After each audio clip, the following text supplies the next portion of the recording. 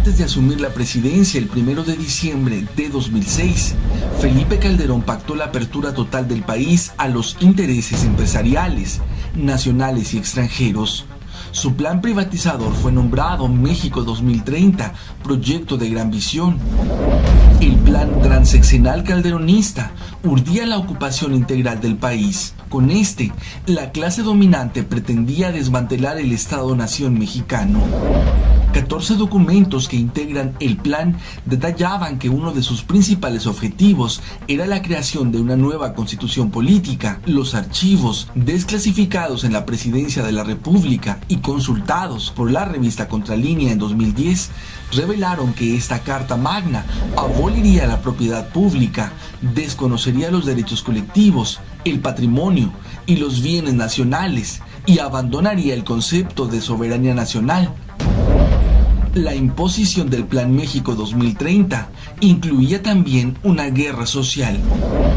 La guerra social del PRIAN contra los mexicanos dio inicio con la llamada Guerra contra el Narcotráfico de Calderón, que en realidad fue diseñada para ser un proceso de militarización y criminalización de las luchas sociales, donde la mano de un Estado autoritario estaría dispuesto a usar la violencia selectiva, y como lo hizo en la Guerra Sucia, con las desapariciones forzadas, con impunidad en el terreno represivo. El pretexto era la lucha contra los cárteles de la droga.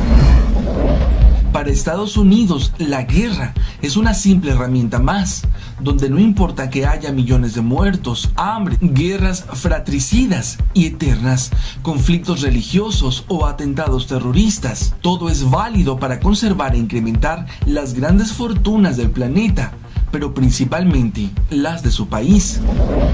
Estados Unidos necesitaba tener en México a unas fuerzas armadas fuera de los cuarteles y entretenida en conflictos internos, como pieza clave de un diseño global que busca asegurar el control por las compañías multinacionales de los recursos geoestratégicos del país, en particular sobre el petróleo y el uranio del subsuelo.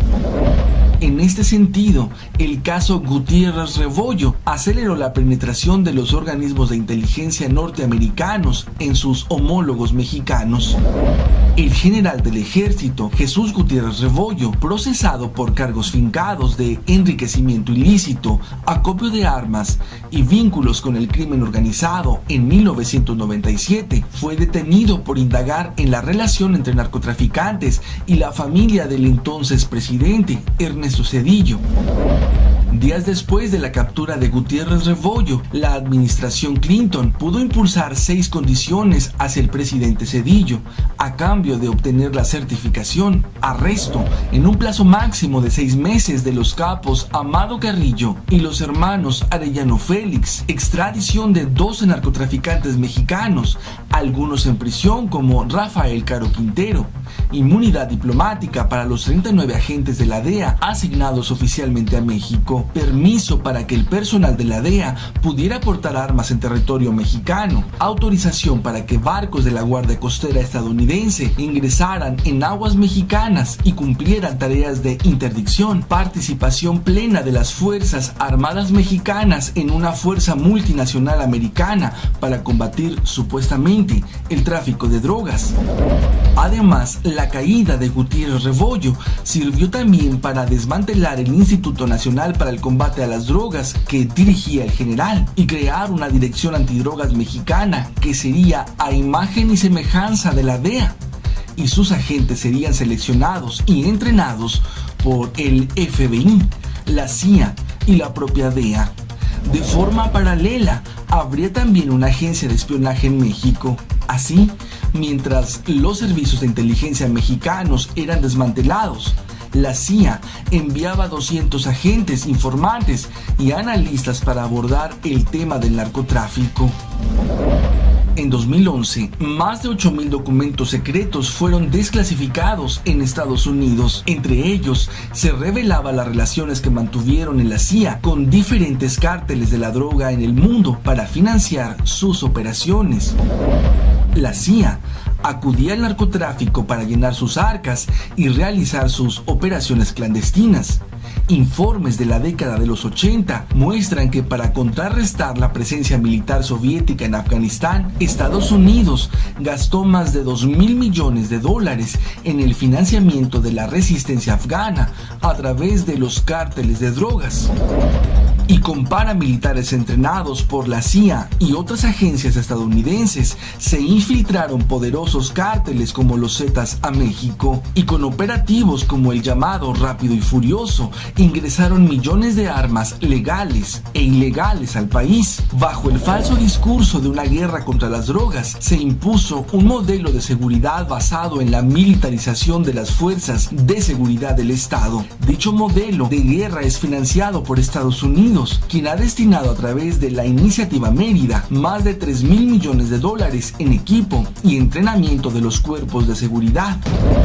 De manera tal que la guerra de Calderón y Peña Nieto también ha resultado un negocio multimillonario derivado de las elevadas erogaciones del presupuesto público en compras externas al complejo industrial militar norteamericano.